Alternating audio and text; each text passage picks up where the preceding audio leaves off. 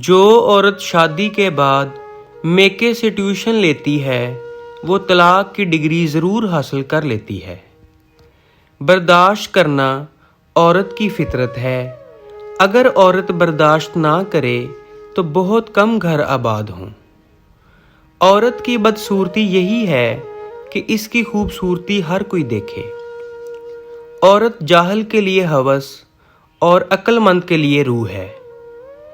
راہ چلتی عورت کو دیکھ کر نگاہ نیچی کر لیا کرو تاکہ لوگ تمہاری عزت کو دیکھ کر بھی سر جھکا لیا کریں۔